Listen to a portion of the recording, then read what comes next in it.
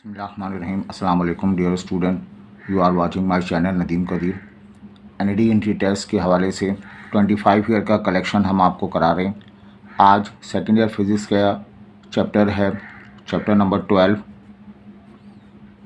उसका जो है इलेक्ट्रोस्टैटिक्स, और इस इलेक्ट्रोस्टैटिक्स में जो है इसका रिव्यू हमने जो है लास्ट टाइम रिकॉर्ड कराया, वो आप देख सकते हैं. आज NED एंट्री टेस्ट जो पिछले 25 ईयर से हो रहे हैं उनका कलेक्शन हम करते हैं. आए बेटा स्टार्ट करें. Coulomb is unit. कूलम एक साइंसिस का नाम भी है, कूलम यूनिट भी है. ऑफ किसका यूनिट है? Electric charge.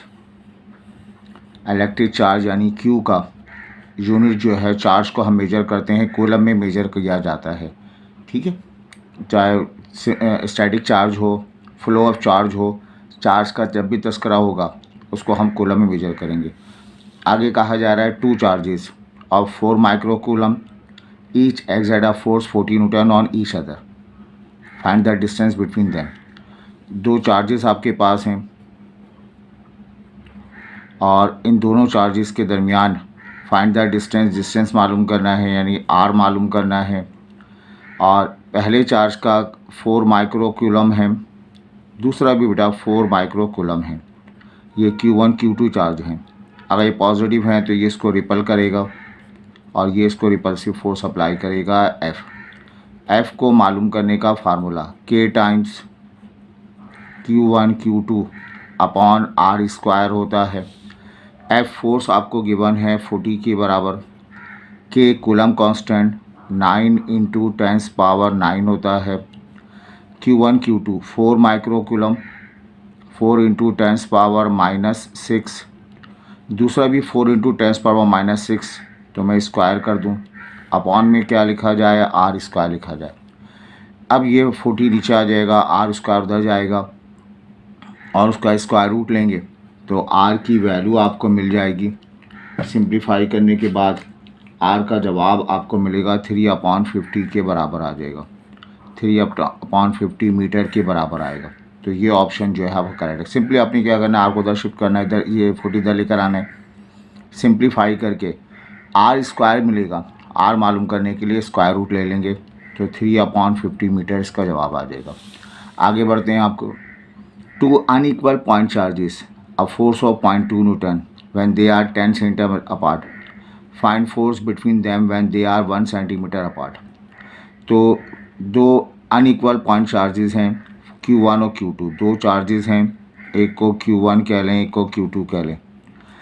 इनके दरमियान फोर्स कितनी लग रही है? 0.2 लग रही है जब वो 10 सेंटीमीटर अपार्ट हैं. इस केस को हम फोर्स को F1 कह लें. Find the force between them when they are 1 centimetre. अब बताएं, जब इनको क्लोज किया जाएगा 1 सेंटीमीटर किया है तब क्या फोर्स लगेगी? तो पहली फोर्स F1, दूसरी फोर्स F2. पहली फोर्स के Q1 Q2 और उसके डिस्टेंस को R1 का स्क्वायर कर लें. दूसरी फोर्स के Q1 Q2 और उस पर डिस्टेंस को हम R2 का स्क्वायर करें. पहली फोर्स आपको गिवन है 10 के बराबर. दूसरी फोर्स F2 आपको मालूम करनी है. K Q1 Q2 कैंसिल हो जाएगा, ये मिलेगा आपको 1/R1 का स्क्वायर डिवाइडेड बाय 1/R2 का होल स्क्वायर आ जाएगा. ठीक है, अब आप इसको शिफ्ट करेंगे. मैं यहाँ पे करा देता हूँ. ये आ जाएगा 10/F2 पढ़ा जाएगा, ये 1/R1 आ जाएगा, नीचे R1 का स्क्वायर. R2 स्क्वायर को शिफ्ट करेंगे तो ऊपर R2 का होल स्क्वायर आ जाएगा. ये रहेगा 10/F2 R2/R1. पहला डिस्टेंस कितना? R2 जो है सेकेंड डिस्टेंस है 1 सेंटीमीटर. इसको मैं होल स्क्वायर कर सकता हूँ. 1 सेंटीमीटर का 1/10⁻² लिखेंगे. और दूसरा जो है R1 कितना है? R1 है 10 सेंटीमीटर. 10 मल्टीप्लाइड बाय 10⁻² लिख देंगे. बच्चों ये 10/F2 आ जाएगा. ये कैंसिल होके 1/10 का होल स्क्वायर मिलेगा आपको. अब आप क्रॉस मल्टीप्लाई कर दें, ये 10 रहेगा 1/100 ये F2 आ जाएगा अपॉन ये जो है वो 100 पढ़ा जाएगा। ये पहली फोर्स जो है 0.2 है, ये वाली फोर्स 0.2 है, ये वाली फोर्स 0.2 है, ये वाली फोर्स 0.2 है, ये वाली फोर्स 0.2 है। अब हम क्रॉस मल्टीप्लाई करेंगे तो F2 की वैल्यू आपको मिलेगी 100 को 0.2 से मल्टीप्लाई कर देंगे आप, तो ये आपको मिल जाएगा 20 ओम के बराबर हासिल हो जाएगी। सही, 20 न्यूटन के बराबर होगी। तो इसका जवाब जो है वो 20 न्यूटन पढ़ा जाएगा। तो इस तरह रेशो की सूरत में आप थोड़ी कैलकुलेशन कर लें तो you get the result. Coulomb's law का फार्मूला है F इक्वल टू के Q1 Q2 upon R square होता है। यही लॉ ऑफ ग्रेविटेशन भी है, G times of M1 M2 upon R square है। तो कूलम्स लॉ रिजेंबल करता है किसे? लॉ ऑफ ग्रेविटेशन से। लॉ ऑफ ग्रेविटेशन के साथ जो है इसकी रिजेंबलेंस होती है। ठीक है, याद रहेगी बात। ये आगे बढ़ते हैं हम। यहाँ पूछा जा रहा है number of electron in 1 coulomb. ये तो याद रखें या फिर याद रखेंगे, कूलम का फार्मूला हमने पढ़ा NE के बराबर है। 1 कूलम का मतलब चार्ज की वैल्यू जो है 1 है। नंबर ऑफ इलेक्ट्रॉन N मुझे मालूम करना है। इलेक्ट्रॉन पे चार्जेस 1.6 इंटू 10⁻⁻19 होता है। ये टर्म यहाँ डिवाइड में शिफ्ट हो जाएगी। 1/1.6 10⁻⁻19 is equal to N। Simplify करेंगे 6.25 10⁻18। इतनी बड़ी तादाद इलेक्ट्रॉन की जो है वो मूव करेगी किसी जगह से, तब वहाँ पर एक कूलम चार्ज प्रोड्यूस होगा। ठीक है, मेटल गुड कंडक्टर है, no doubt. Electricity good conductor है because due to the excess of free electron, उसमें फ्री इलेक्ट्रॉन की तादाद जो है बहुत ज़्यादा होती है जो मूव करती है। तो इस फ्री इलेक्ट्रॉन की तादाद बहुत ज़्यादा होने की वजह से वो इलेक्ट्रिसिटी का गुड कंडक्टर है। कूलम कांस्टेंट ये लिखा हुआ है F इक्वल टू के Q1 Q2 upon R square. इस के को कूलम कांस्टेंट कहते हैं। ये F R square Q1 Q2 ये के होगा। बेटा F को मेजर किया जाता है न्यूटन में, R को मीटर स्क्वायर में, कूलम तो ये कूलम का स्क्वायर। तो ये के जो है वो कूलम कांस्टेंट है। 9 × 10⁻9 इसकी वैल्यू होती है। और ये जो है इसका unit newton metre square coulomb square. यह एप्सिलॉन नॉट जो फ्री स्पेस कहलाता है, परमिटिविटी ऑफ फ्री स्पेस 8.85 10⁻⁻12 या 9 × 10⁻⁻12 होती है। इसकी यूनिट क्या होगी? याद रखिएगा, जो के की यूनिट है एप्सिलॉन नॉट की यूनिट रेसिप्रोकल होती है। मतलब यहाँ लिखेंगे coulomb square upon newton metre square हो जाएगा। ये इसकी वैल्यू है। के क्या कांस्टेंट नंबर 9 × 10⁻9 है, ये 9 × 10⁻⁻12 है। ठीक है,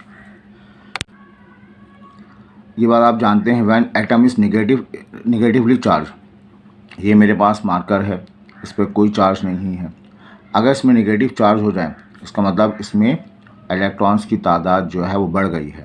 इट गेन इलेक्ट्रॉन, इसने नेगेटिवली चार्ज है, इट गेन इलेक्ट्रॉन, इसने इलेक्ट्रॉन को बहुत ज़्यादा ले लिया है, जमा हो गए, इसलिए इसमें नेगेटिव चार्ज आ गए हैं। ठीक है, which of the following of ER epsilon R relative dielectric permittivity है, और ये हमेशा क्या होती है बताइए? ग्रेटर देन 1 होती है। तो ये ग्रेटर देन 1, ये greater than 1, greater than 1। Which of the following is not possible?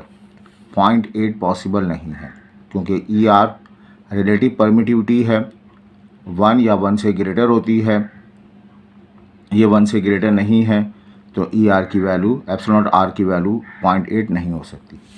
ठीक है बेटा, अब देखें यहाँ पे कहा जा रहा है वैक्यूम और मीडियम इनके दरमियान जो फोर्स है हमारे पास कूलम कांस्टेंट है वो किसके बराबर है। इसका फार्मूला है कि Q1 Q2 upon r square. इसका फार्मूला भी वही है, ये 1/4 pi epsilon naught r Q1 Q2 upon r square. ये 1/4 पाई एप्सिलॉन नॉट कैंसिल होगा, r square Q1 Q2 cancel होगा, सिर्फ बचेगा 1/एप्सिलॉन नॉट। तो वैक्यूम और मीडियम इनके दरमियान जो रेशो है वो रेशो ऑफ कूलम फोर्सेस ये बराबर किसके है, 1/एप्सिलॉन आर के बराबर है। अच्छा, ये शिफ्ट हो जाएगा और शिफ्ट होने के बाद एप्सिलॉन नॉट आर का जवाब मिलेगा, तो इसका रिज़ल्ट जो है आर मिलेगा। देखिए कैंसिल हो जाएगा, ये 1/एप्सिलॉन आर बचेगा, उसको शिफ्ट करेंगे तो पूरा जवाब हमारे पास एप्सिलॉन आर के बराबर आ जाएगा। फिर देखें, due to the principle of dielectric coulomb forces between two charges. Coulomb forces जो है दो चार्ज हमारे पास हों उनके दरमियान कूलम फोर्स एक्ट कर रही होगी।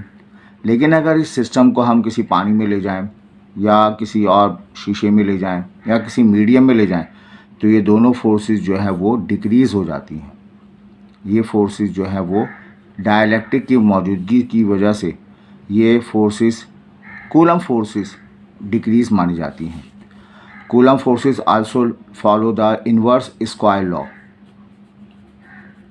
Inverse coulomb constant Q1 Q2 के प्रोडक्ट के साथ डायरेक्टली प्रोपोर्शनल है, लेकिन डिस्टेंस के स्क्वायर के साथ इन्वर्सली प्रोपोर्शनल है। इसी चीज़ को इन्वर्स स्क्वायर लॉ का नाम देते हैं, जो आपने न्यूटन्स लॉ ऑफ ग्रेविटेशन में भी पढ़ा था। The coulomb forces between two charges positive. दो चार्जेस हैं उनके दरमियान कूलम चार्जेस पॉजिटिव हैं। कूलम Q1 Q2 का प्रोडक्ट है, दोनों पॉजिटिव होंगे तो F भी पॉजिटिव आएगा, दोनों नेगेटिव आएंगे तब भी पॉजिटिव होंगे। इसका मतलब क्या होगा, coulomb force in two charges अगर पॉजिटिव है indicate both charges are dash each other and they are same in nature. ये सेम होंगे, दोनों पॉजिटिव होंगे या दोनों नेगेटिव होंगे।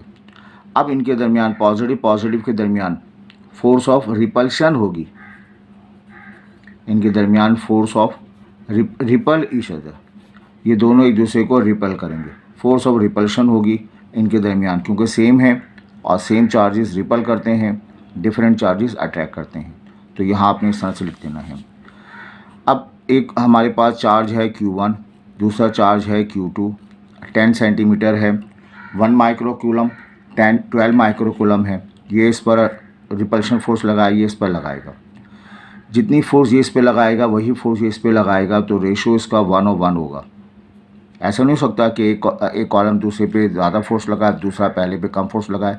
ये म्यूचुअल फोर्स है, पहले कॉलम ने दूसरे पे जितना फोर्स अप्लाई किया है दूसरा भी उतनी ही फोर्स अप्लाई करेगा पहले के ऊपर। तो इनका रेशो जो है ये बराबर होंगे, इनका रेशो कैंसिल आउट होने के बाद 1:1 पढ़ा जाएगा। एक पार्टिकल है विदाउट चार्जेस एग्जिस्ट, जिसे मेरे पास ये मार्कर है, ये पेन होल्डर है, ये एक पार्टिकल है, इस पर कोई चार्ज नहीं है। ऐसा हो सकता है, बिल्कुल हो सकता है मेरे पास। अच्छा, क्या है, चार्जेस मौजूद हों विदाउट पार्टिकल। ये पॉजिटिव चार्ज 2 माइक्रोकूलम का चार्ज मौजूद हो और कोई ऑब्जेक्ट ना हो, ऐसा नहीं हो सकता। ऑब्जेक्ट का होना ज़रूरी है। ऑब्जेक्ट होगा या तो वो न्यूट्रल होगा, उस पर कोई चार्ज नहीं होगा, या उसको रब कर दिया जाए तो अब ये चार्ज हो जाएगा। चार्ज हमेशा किसी पार्टिकल के ऊपर होता है, सिर्फ चार्ज को स्टडी नहीं किया जाता। तो charges without particle not exist, ठीक है। तो ये charges without particle exist, no charges without particle जो है वो एग्जिस्ट नहीं करेगा। आगे बढ़ते बेटा, ये इसको एक फार्मूला है Q&E, ये क्वांटाइज कहलाता है।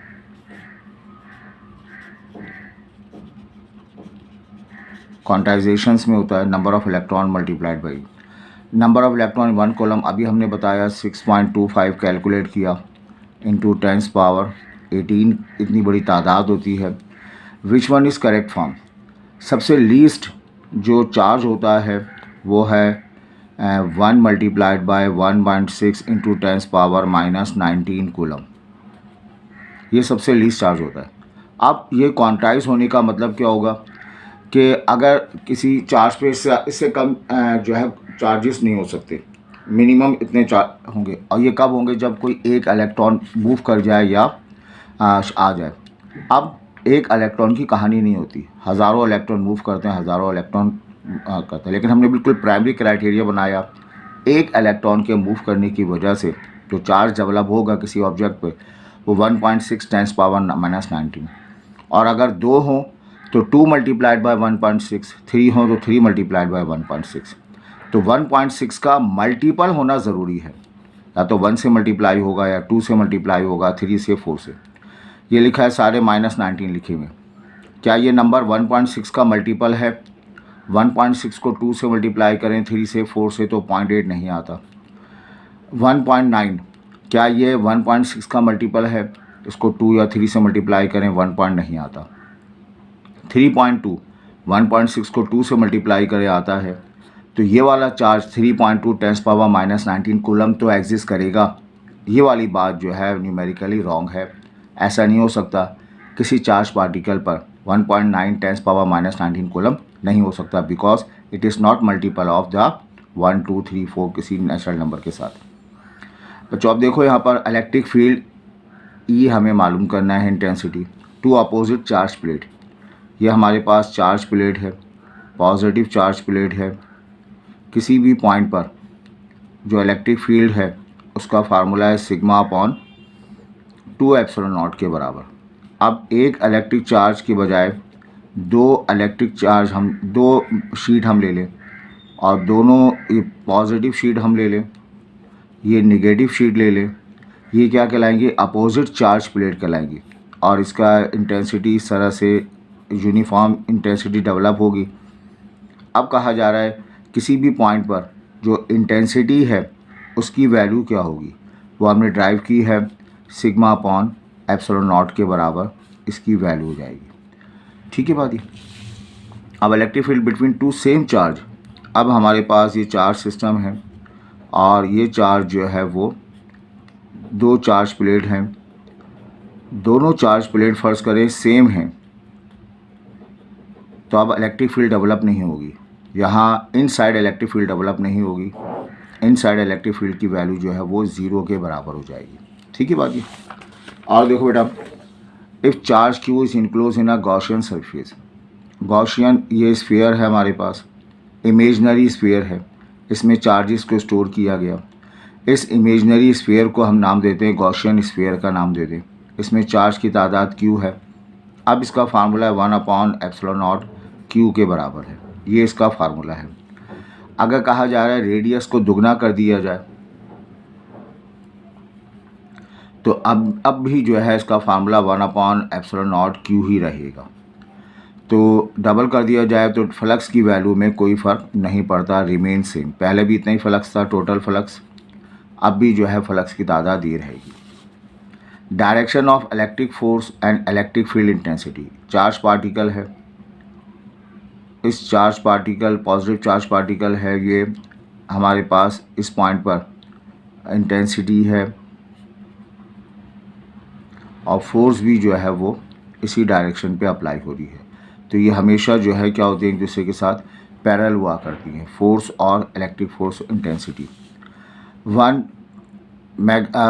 मेगा इलेक्ट्रॉन वोल्ट, ये 1 मेगा इलेक्ट्रॉन वोल्ट हमें मालूम करना है। 10⁻6 लेंगे हम, इसकी वैल्यू 1.6 इंटू 10⁻⁻19 होती है। इसको मल्टीप्लाई करेंगे 6 और 19 के साथ, 1.6 आ जाएगा, 10⁻13 वोल्ट हो जाएगी। तो 1 मेगा इलेक्ट्रॉन वोल्ट जो है 1.6 10⁻13 के बराबर होती है। ये ख्याल कर लीजिएगा। Electric field required to balance a proton between two horizontal charge plate. ये प्लेट है, ये प्लेट है, 2 हॉरिजॉन्टल चार्ज प्लेट है। सी यहाँ हमारे पास प्रोटॉन मौजूद है, प्रोटॉन, यहाँ इलेक्ट्रिक फील्ड बन रही है। अब ये दो हॉरिजॉन्टल प्रोटॉन पे चार्ज कौन सा होता है बताइए, पॉजिटिव हुआ करता है। और इस पर आपको जो है वो इलेक्ट्रिक फील्ड बैलेंस कर रही है। इलेक्ट्रिक फील्ड प्रोटॉन जो है अपने मास की वजह से नीचे की तरफ मूव करेगा। प्रोटॉन मौजूद है, मास की वजह से नीचे की तरफ अट्रैक्ट करेगा। इलेक्ट्रिक फील्ड इंटेंसिटी इसको ऊपर की तरफ ले जाएगी। फ़र्ज़ करें यहाँ प्लस बना लेते हैं, यहाँ माइनस बना लेते हैं, तो ये पॉजिटिव चार्ज ऊपर की तरफ जो है नीचे की तरफ मूव करेगा और इलेक्ट्रिक फोर्स ऊपर की तरफ मूव करेगी। अगर ये दोनों बराबर हो जाएं तो प्रोटॉन बैलेंस हो जाएगा। अब E बराबर है mg के। E का मतलब QF, ये फोर्स है, ये फोर्स ऊपर की तरफ लगेगा, इलेक्ट्रिक फोर्स। फोर्स का फार्मूला हम जानते हैं, इंटेंसिटी बराबर है फोर्स पर यूनिट चार्ज के। Q उधर शिफ्ट हो जाएगा, QE बराबर होगा किसके, F के। तो F की जगह हम QE रिप्लेस कर दें और इसका वेट mg हो जाएगा। E बेटा मुझे मालूम करना है, mg अपॉन Q आ जाएगा। अब डेटा आपको पता होना चाहिए, mass of proton, mass of proton जो है वो हमने पढ़ रखा है 1.67 10 पावर -27 के बराबर है। G की वैल्यू 9.8 है। प्रोटॉन पे चार्ज वही होता है 1.6 जो इलेक्ट्रॉन पे चार्ज हो रहा है -19। तो इसको हम सिंप्लीफाई करेंगे, ये हमारे पास इसका जवाब मिलेगा। तो ये चेक कर लीजिएगा, ऐसा सवाल आपने फिजिक्स में भी, अपनी थ्योरी में भी पढ़ा था। तो बेटा यहाँ कहा जा रहा है the losses by which a charge body can be use to charge other substance. एक चार्ज ऑब्जेक्ट जो है अदर सब्सटेंस को चार्ज करता है। बिल्कुल हम देखते हैं बालों पे कंघा किया जाए और छोटे छोटे पीसीस को उस कंघे करीब लाया जाए तो वो कागज़ के पीसीस जो हैं वो चार्ज हो जाते हैं। चार्ज ऑब्जेक्ट अदर ऑब्जेक्ट को चार्ज कर सकता है without losing any of its own charges, अपने चार्ज खोए बगैर। तो वो प्रोसेस जो है वो क्या कहलाता है, कंडक्शन या इंडक्शन। कंडक्शन का मतलब है टच होना ज़रूरी है और ये विदाउट टच। तो एक चार्ज ऑब्जेक्ट दूसरे चार्ज ऑब्जेक्ट को जो है वो विदाउट टच चार्ज कर देता है, तो इस अमल को कहते हैं इंडक्शन। उर्दू में कहते हैं खरबूजा, खरबूजे को देख कर रंग पकड़ता है। तो ये इंडक्शन की मदद से एक चार्ज ऑब्जेक्ट दूसरे चार्ज ऑब्जेक्ट को जो है वो दूसरे ऑब्जेक्ट को चार्ज कर देता है अपने चार्ज खोए बगैर। तो ये इंडक्शन है। जबकि कंडक्शन में ऐसा नहीं होता। कंडक्शन में एक चार्ज ऑब्जेक्ट पड़ा हुआ है, यहाँ पर ये ऑब्जेक्ट मेरे पास है, इसको चार्ज किया गया। अगर मैं इसको टच करूँ तो चार्ज पार्टिकल फ्लो होना शुरू हो जाएंगे और वो चार्ज पार्टिकल मूव करके मेरे हाथ में आ जाएंगे। सही, तो ये अमल जो है कंडक्शन कहलाएगा। लेकिन ये चार्ज है, इसके करीब एक और पार्टिकल लेकर आए, इसके करीब जो है एक और पार्टिकल लेकर आए, अब टच किए बगैर ये वाला भी चार्ज हो जाता है, तो वो इंडक्शन कहलाएगा। सही, कंडक्शन में चार्जेस खो जाते हैं। चार्ज पार्टिकल है, चार्ज हुआ है, मैंने इसको टच किया, तो ये कंडक्शन का प्रोसेस है। अब इसके चार्ज पार्टिकल लूज़ होंगे और मेरे हाथ में ट्रांसफ़र हो जाएंगे।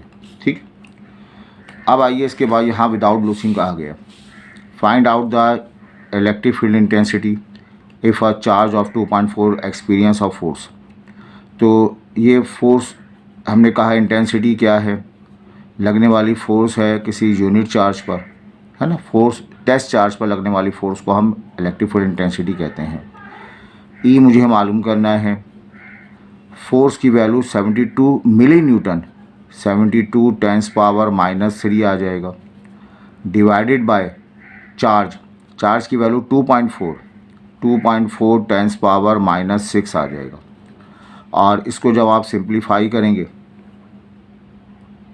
28 को जब आप सिंप्लीफाई करेंगे तो इन चारों में से एक जवाब आपको मिल जाएगा और वो जवाब आएगा 30,000 के बराबर, न्यूटन पर कूलम इसका जवाब आ जाएगा। इतना बड़ा जवाब हो नहीं सकता, बहरहाल डेटा के लिहाज से आप इसे देख सकते हैं, कैलकुलेशन के लिहाज से। अब आइए कहा जा रहा है डायमेंशन ऑफ ई। ई की डायमेंशन, ई हमारे पास फार्मूला है क्या फार्मूला है? Force per unit charge. Force का मतलब क्या होगा? फोर्स का फार्मूला याद रखना है, mLT की पावर -2, ये फोर्स है। चार्ज को हम कहते हैं फ्लो ऑफ चार्जेस करंट है। आई यहाँ पे शिफ्ट कर दें, आई टी की वैल्यू क्यू आ जाएगी। आई को एम्पियर में मेजर करते हैं, टी को टाइम में मेजर करते हैं। तो बेटा ई का फार्मूला हो जाएगा एम एल, ये ऊपर जाएगा, टी की पावर जो है वो -3 है ना, -2 है, -3 जाएगी, टी की पावर जाएगी, टी की पावर -1, ए की पावर -1। ये जो है वो इलेक्ट्रिक फील्ड इंटेंसिटी के डायमेंशन का फार्मूला हासिल हो जाएगा। ठीक, अब आइए कहा जाए ई इज़ ऑलवेज डायरेक्टेड। ई को हम बनाते हैं, इसकी डायरेक्शन बनाते हैं, हमने पीछे थ्योरी में भी समझाया था। हमेशा इंटेंसिटी बनता है वो हाई पोटेंशियल से कहाँ जाता है बताइए? लो पोटेंशियल की तरफ जाता है, हाई से लेकर लो की तरफ। जो हाई पोटेंशियल है वहाँ से एरो बनता है लो पोटेंशियल की तरफ। Which one is correct? Electric field intensity by source charge, उसका फार्मूला है K Q upon r square. By test charge, इसका फार्मूला है एफ अपॉन क्यू नॉट। और ये ग्रेडियंट, पोटेंशियल ग्रेडियंट माइनस, तो ऑल ऑफ अबव ये सारे जवाब इसके सही होंगे। पॉजिटिव चार्ज पार्टिकल है तो इसकी electric field intensity away from the charge होती है, रेडियल डायरेक्शन में होती है। नेगेटिव है तो टूवर्ड्स द चार्ज जो है इसकी इलेक्ट्रिक फील्ड इंटेंसिटी मिलती है। जूल पर कूलम इस कार्ड, अगर हम बात करें पोटेंशियल डिफरेंस की तो ये वर्क डन है between 2 point of the test charge. Work done को आप जूल कहते हैं, चार्ज को आप कूलम कहते हैं, और यही चीज़ क्या बनती है? वोल्ट। तो जूल पर कूलम कहा जाए या वोल्ट कहा जाए, एक ही बात है। ठीक, अच्छा बेटा, अब the surface having the same potential.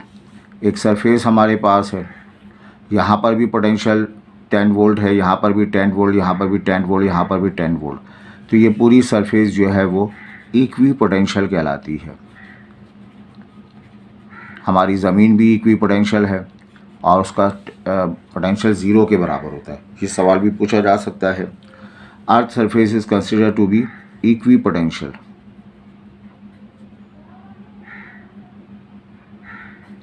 Earth surface भी एक जो है हर इक्वी पोटेंशियल है और उसका पोटेंशियल 0 के बराबर होता है।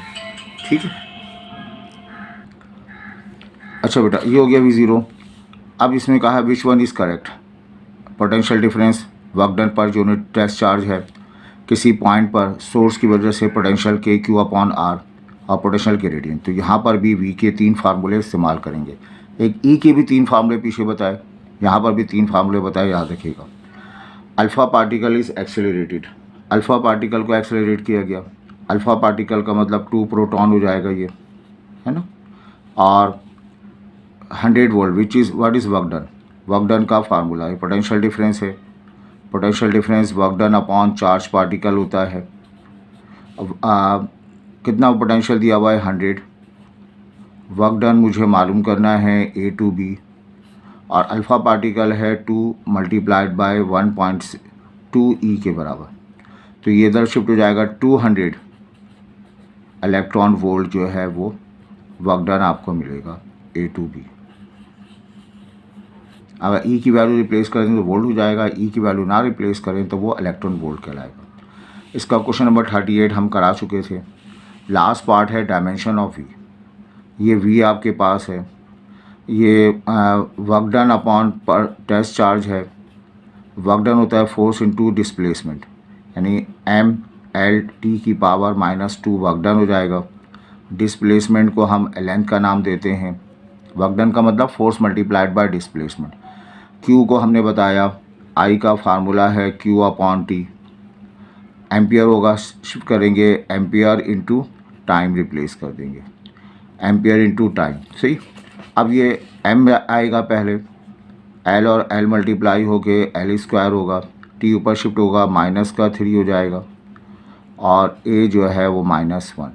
तो ये जो है डायमेंशन आ गई किसकी? पोटेंशियल डिफरेंस की डायमेंशन आ गई। आई होप ये क्लियर है। उम्मीद है बेटा आपको ये लेक्चर समझ में आया होगा। और पिछले 25 ईयर्स का ये कलेक्शन है NED के एंट्री टेस्ट में आपकी हेल्प करेगा। और इस टॉपिक से रिलेटेड क्वेश्चन ज़रूर आते हैं, आप इन क्वेश्चंस की मदद से काफ़ी हेल्प ले सकते हैं। तैयारी कंटिन्यू रखें। उम्मीद है, दुआ है अल्लाह ताला आपको कामयाबी अता फरमाए। Thank you.